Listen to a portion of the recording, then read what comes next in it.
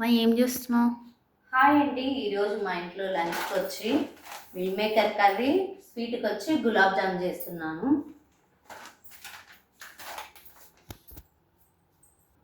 గులాబ్ జాములకి అయితే చక్కెర పాకు పట్టుకుంటానండి. అది రౌండ్స్ చేసేకల్లా ఇది పాకు ఉడుకుతుంది. చక్కెరలో అయితే వాటర్ వేస్తున్నానండి, పాకు ఉడుకుతుంది. నేను అంతలోకి మిల్ మేకర్కు వేడి నీళ్ళు పెట్టుకుంటాను. మిల్ మేకర్కి అయితే వాటర్ పెట్టుకున్నానండి. హీట్ అయినాక వాటర్ పోయాలి. వాటర్లో అవి వేయాలి. గులాబ్ జామ్ పిండి అయితే కలుపుతున్నానండి.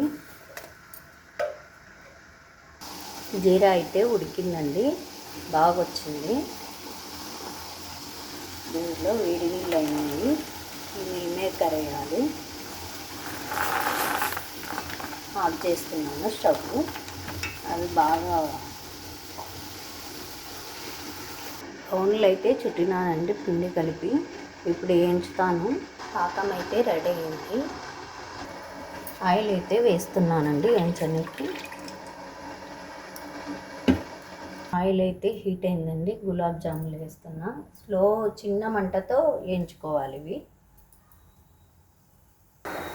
సన్న మంటతో బాగా వేయించుకోవాలండి, లోపల ఉడికేంత వరకు.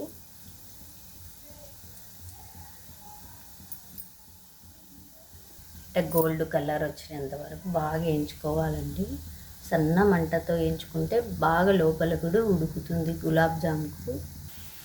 ఇవైతే వేగినాయి, పాకంలోకి వేస్తున్నాను.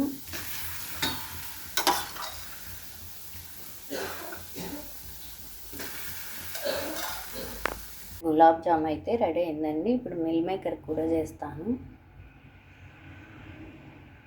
ఆయిల్ అంతా తీసేసి ఈ గోళంలోనే చేస్తాను.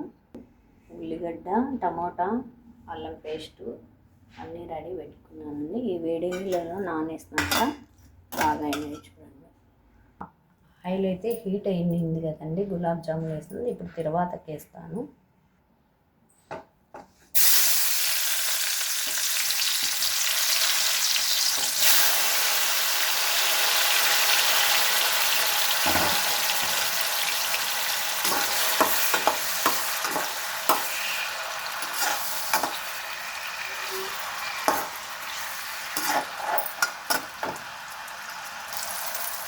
కొంచెం అల్లము,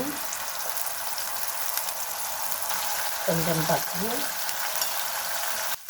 కొంచెం సాల్ట్ ఇవైతే మగ్గినాయండి. మిల్ మేకర్ వేస్తున్నాను.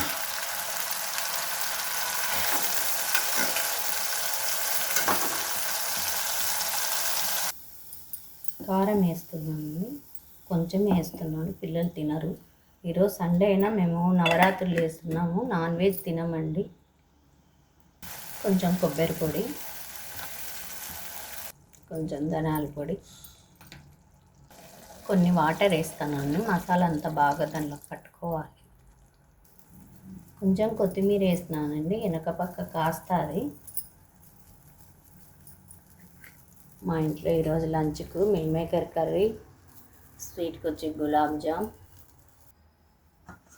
వైట్ రైస్ అండి. ఆ వీడియో నచ్చితే లైక్ చేయండి, షేర్ చేయండి, కామెంట్ చేయండి, సబ్స్క్రైబ్ చేసుకోండి. బాయ్ అండి అందరికీ.